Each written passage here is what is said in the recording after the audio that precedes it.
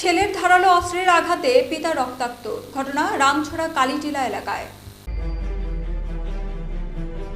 বুধবার রাতে চুরিলাম রামছড়া কালীটিলা এলাকায় মনোরঞ্জন সরকার নামে এক ব্যক্তি ধারালো অস্ত্র দিয়ে পিতাকে আঘাত করে। জানা যায় পিতার কাছে নেশার টাকা চেয়ে তা না পেয়ে এই কাণ্ড ঘটায় পুত্র। পিতা জীবন সরকারকে ধারালো অস্ত্র দিয়ে আঘাত করায় রক্তাক্ত অবস্থায় মাটিতে লুটিয়ে পড়ে যান তিনি।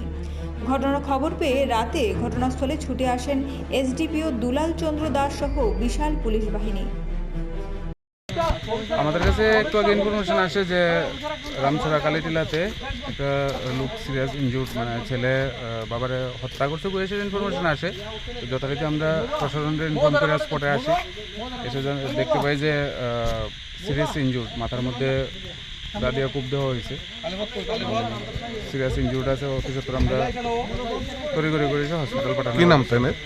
জীবন সরকার। তো তেনের ছেলের নাম? ছেলের নাম মনোরঞ্জন সরকার। এখন ছেলে পাওয়া গেছিল না, ছেলে আমরা আসার আগেই এখান থেকে পালাই গেছে। কি নাম টাকাটা? রামছড়া কালীটিলা।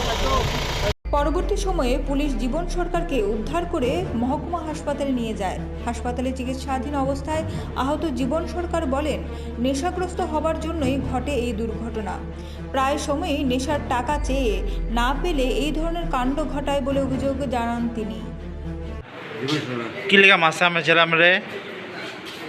আর তাই মথে এতে কি দিয়ে মাছে? সাবন নাকি তা দিয়ে বাড়ি দিচ্ছে। কোন জায়গাত বেড়েছে? মাথাত মাথাত বেড়ে দিছে? কোন জায়গা বাড়ি আপনার? রামছড়া। কি করেন আপনি? মাছের ব্যবসা মাছের ব্যবসা। ছেলে কই এখন?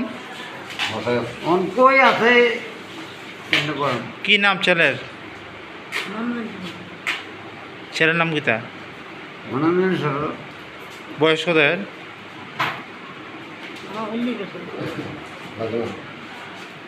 এক ছেলেই। পুলিশের আজ পেয়ে ঘটনাস্থল থেকে অভিযুক্ত ছেলে মনোরঞ্জন সরকার পালিয়ে যায়। পুলিশ জঙ্গল থেকে ধারালো অস্ত্রটি উদ্ধার করে থানায় নিয়ে যায়। জানা যায় অভিযুক্ত প্রতিনিয়ত নেশার টাকার জন্য মা বাবাকে চাপ দিত। এখন দেখার বিষয় পুলিশ অভিযুক্ত ছেলে মনোরঞ্জন সরকারকে ধরতে কী পদক্ষেপ গ্রহণ করে, সেদিকে তাকিয়ে রয়েছে আক্রান্ত পিতা। ব্যুরো রিপোর্ট, পাবলিক নাও।